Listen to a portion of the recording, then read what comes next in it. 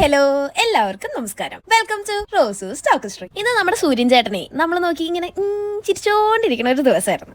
അതുകൊണ്ട് തന്നെ പുറത്തു പോകുമ്പോൾ കുറച്ച് സൺസ്ക്രീൻ ഒക്കെ വാരി പൊത്തുന്നത് വളരെ നല്ലതാണ്. ഇത് എപ്പോഴും ചെയ്യുമ്പോൾ എപ്പോഴും തെറ്റിക്കുന്ന ഒരു കാര്യമാണ്. അവിടെ എഴുതി വെച്ചിട്ടുണ്ട് റെഡ് കളറാണ് യൂസ് ചെയ്യേണ്ടതെന്ന്, എന്നിട്ടും ഞാൻ ബ്ലാക്ക് യൂസ് ചെയ്യും. എന്തായാലേ അതൊക്കെ പോട്ടെ.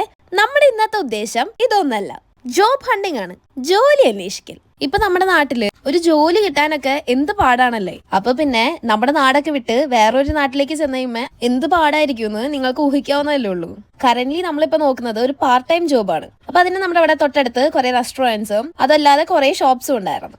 നമ്മൾ ഇതുപോലെ തന്നെ ഓൺലൈനായിട്ടും കുറച്ച് ജോബ്സ് ഒക്കെ അപ്ലൈ ചെയ്തിട്ടുണ്ടായിരുന്നു. മുൻപ് UK സ്റ്റുഡന്റ് ആയിരുന്ന ടൈമില് ഇതുപോലെ തന്നെ നമ്മൾ കുറേ ജോബ്സിന് അപ്ലൈ ചെയ്യുമായിരുന്നു. അപ്പോഴൊക്കെ നമ്മൾ പാർട്ട് ടൈം ജോബ്സ് ആണ് നമ്മൾ നോക്കണമെങ്കിൽ അപ്പൊ നമ്മുടെ കൺമുന്നിൽ വന്നതൊക്കെ ഫുൾ ടൈം ജോബ്സ് ആയിരിക്കും. നമ്മൾ ഫുൾ ടൈം നോക്കുന്ന ടൈമിലോ കാണുന്നത് മൊത്തം പാർട്ട് ടൈം ജോബ്സ് ആയിരിക്കും. എങ്ങനെ പോയാലും നമ്മൾ അത്രയും എഫേർട്ടഡ് ആണെങ്കിൽ അതിനെന്തായാലും ഫലം കാണാതിരിക്കില്ല അല്ലേ. അതാണ് എനിക്ക് തോന്നിയാണ് ഒരു കാര്യം കേട്ടോ.